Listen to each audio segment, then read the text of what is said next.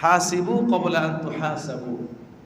ওমর রাদিয়াল্লাহু তাআলা আনহু এই কথা বারবার বলতেন, তোমার হিসাব নেওয়ার আগে তুমি তোমার হিসাবটা তুমি নিজে নাও। তোমার হিসাব নেবেন কে? আমাদের প্রত্যেকের হিসাব নেবেন কে? আল্লাহর হিসাব থেকে বাঁচার উপায় আছে? চুরি বিচ্ছুতি করে বাঁচা যাবে? ধোঁকাবাজি করে বাঁচা যাবে? কেমনে বাঁচবে? আমি আপনি যে মাটির মধ্যে বসে আছি, যে মাটিটার মধ্যে দাঁড়িয়ে আছি, এই মাটিটাও কিয়ামতের দিন আমার আপনার হয় পক্ষে না হয় বিপক্ষে।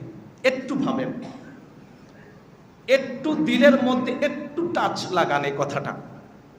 আমি আর আপনি এখন যেই মাটিটার মধ্যে বসে আছি, যেখানে যেই অবস্থায় থাকি, রাতের গভীর অন্ধকারে নির্জনে নির্বাসে, দুনিয়ার পৃথিবীর কোনো মানুষ দেখে নাই, মালিকের কদমে সেজদা দিয়েছেন যে মাটির মধ্যে কাল কিয়ামতের ময়দানে সে মাটি আপনার পক্ষে সাক্ষী দেবে।